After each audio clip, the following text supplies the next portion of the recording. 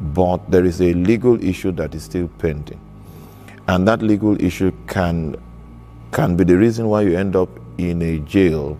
You are still born again, but a jailed born again because of legal issues. So we've seen people that died untimely. In fact, in my own family, we don't need to go to. I knew my grandfather when he was more than 100 years old. Okay. But since my grandfather died, it's as if nobody could live up to 70. Wow. My dad died, his children, in fact, my dad's elder sister died very young, in her 40s. My dad's elder brother died very young. Then my dad became the first. Wow. My dad passed at 62, and then we had 58. Then nobody could live up to the age of 70. When we saw that pattern, we began to pray, and a lot of things were uncovered. And it took 10 years to deal with this case, just because we were novices. We didn't know what to do apart from praying. But eventually the Lord spoke, and he dealt with that, and people have lived For longer. For longer now. If I remember well, I think there was another matter apparently within the family that had to do with bloodline patterns. Something Yes. about the age of 21. When you get to the age of 21, something terrible happens to you. Like insanity. I mean, Yes, you want to outline. schizophrenia. So what's your eldest brother, Yes. I believe? Then my elder sister had a situation where this leg became 2 times fatter than this leg. Wow. My immediate younger brother had an ailment that could not be diagnosed. So that was where we knew it was spiritual, because they took samples, blood, took even fingernails Wow. to the best labs in the world. That's the brother before you. No. Oh, okay. We are 7. You know I'm the 5th. Oh, wow. Okay. So they took samples everywhere in the world. They couldn't find anything that was wrong with him, but he was dying. And this was at the age of 21 too? Yes, at the age of 21. Wow. And then my immediate elder brother, I saw him, I was sitting with him, then he changed and he began to manifest schizophrenic, Symptoms. symptoms. Wow. Okay, he was taken to the psychiatric hospital and was diagnosed schizophrenic and put on those drugs. And this happened at the age of 21 too? This happened at the age of 21. No matter how you look at it, you will know that there is something, an intelligence that is behind these occurrences. Okay. And so before I became 21, I was deeper in the Lord, and my own experience was that the day I became 21, I was going to the place of prayer, 12 midnight. We had this prayer on campus those days from 12 to 1 a.m. in the morning. So I was going to the place of prayer. I was like 10 or 15 minutes late. And then there was this owl that wanted to stand on my head. A bird? Wow. A bird wanted to stand on my head in the night. Wow. So I began to pray in tongues, pray in tongues, pray in tongues, pray in tongues. Then I noticed that the bird fell and one of the wings was affected by my prayer, and he ran into the bush. Wow. That was how that And this was you that was the night eve of your about turning that was 21. the day I was 21. I was already that night. I just became 2 minutes or 15 minutes into my being 21 is when this thing happened to me. And the owl bird is a very rare bird to see. Very rare. I think in my lifetime maybe I've seen maybe about 2 or 3 times. Okay. So that cannot be a coincidence. No, it's not a coincidence. We know it's not a any which way coincidence. you look at it. Because after that experience I had, Yes. my own younger sisters were exempted from that pattern. So no more 21. No more tragedy. 21. Wow. No more 21. Wow. On that note, okay, so there are things about, we talk about things like bloodline iniquities, generational patterns, and all of that. What about witchcraft attacks. We come from, I mean, when I say we, I'm saying both of us are of African descent, and there's a lot of, talk about, oh, this person did this, some witches did that, and, that's it can be taken to extremes. There's a propensity for people to think that every death was caused by witchcraft. We know that cannot be the case. I'm a medical doctor by training, so there are physiological circumstances. But then, how does one know when something, an ailment or something, is caused by witchcraft? Are there characteristics? Are there signs? How will one know that? First of all, you will notice that the sickness is cyclical. It goes and it comes back. It goes and it comes back. When you notice that experience, yes, it is 90%. We are 90% sure that is witchcraft. When it goes and comes, when it's cyclical, it keeps going and coming back. Okay. Secondly, if it defies medical treatment,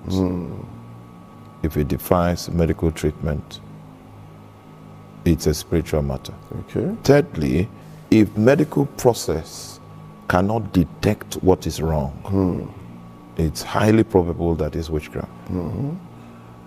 Fourthly, if the escalation rate is too rapid, okay, they detected something and it's small, and then in 1 week time they run the same test, yes, and it has grown rapidly, spread. So if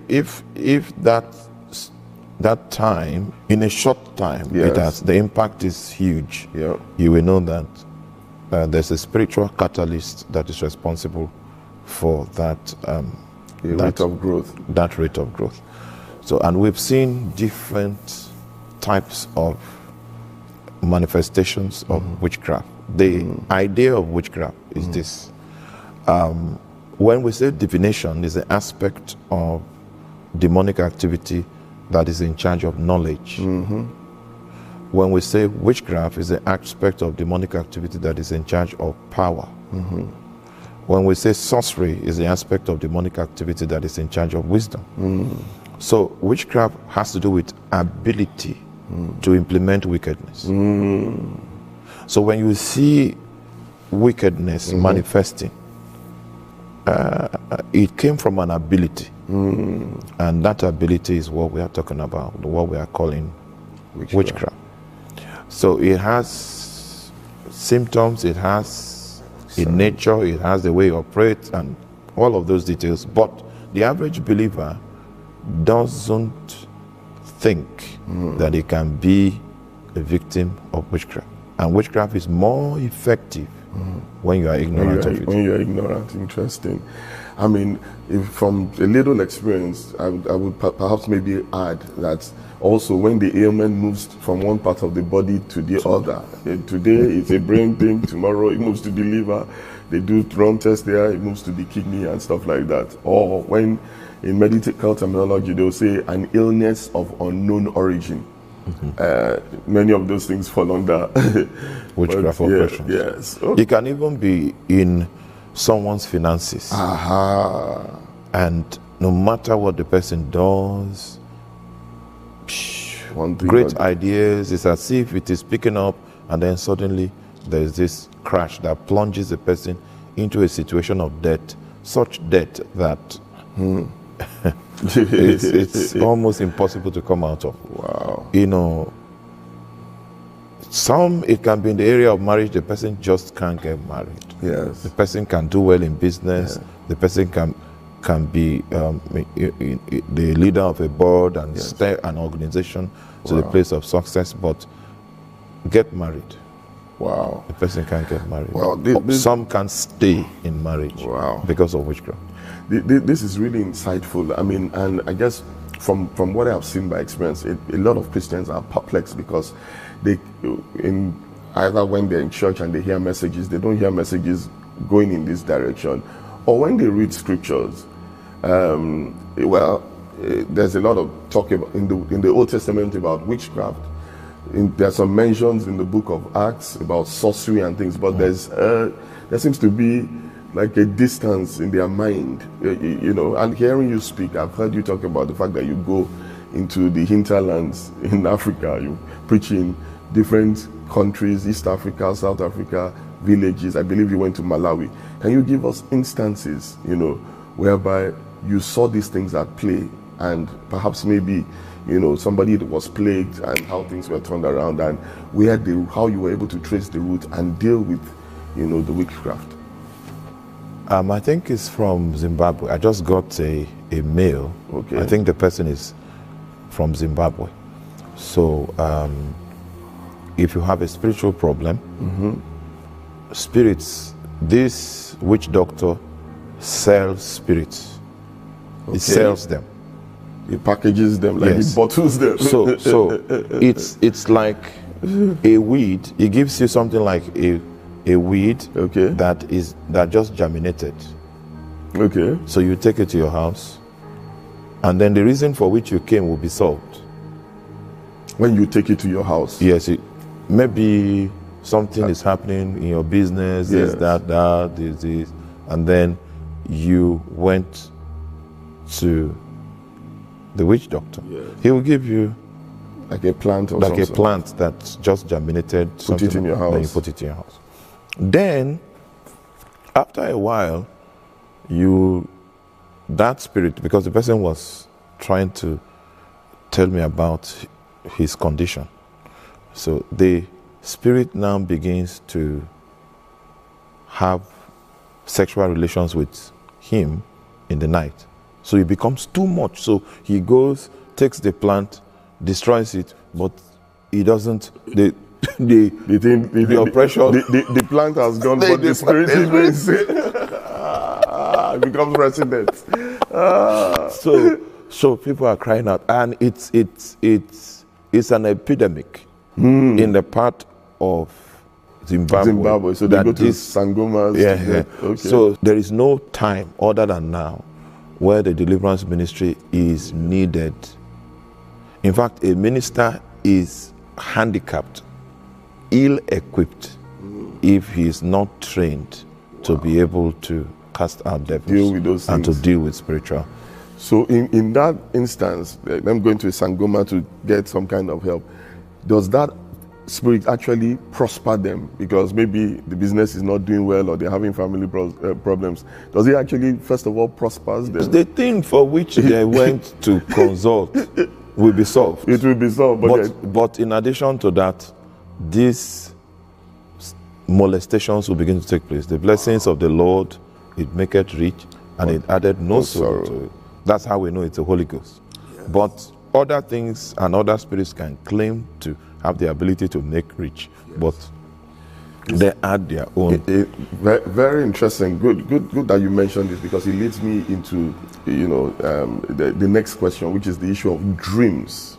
First of all, are dreams important? In, you know, I've heard people say that since the New Testament, dreams are, you know, null and void, and that if a Christian has a dream and you shouldn't read any importance to it, it might just be that you just ate too much beans or pizza or something or the other.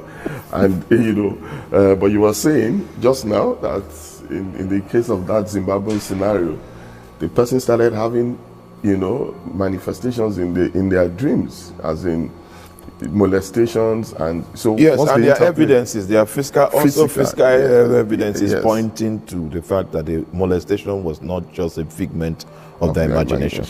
Now, so spiritual things, even spiritual gifts, they operate. One gift can operate through various channels. Okay. Now, the word of knowledge can operate by an inner voice. The word of knowledge can operate by vision. The word of knowledge can operate by a dream. So the Holy Spirit will choose the channel he wants to work with. Yeah. However, there are dreams. Some dreams are realities. There's a difference between a reality and a dream, which is a figment of human imagination. A reality is a video. A video of the spiritual condition or spiritual situation behind somebody's trouble. Now, so someone went to a place that is supposed to be a church to receive help. So the pastor now began to give unscriptural prescriptions on how to arrive at that help. That gave the person a piece of soap. This person I'm talking about is a very close person to me. Wow. Gave the person a piece of soap in the city of Port Harcourt and asked the person to go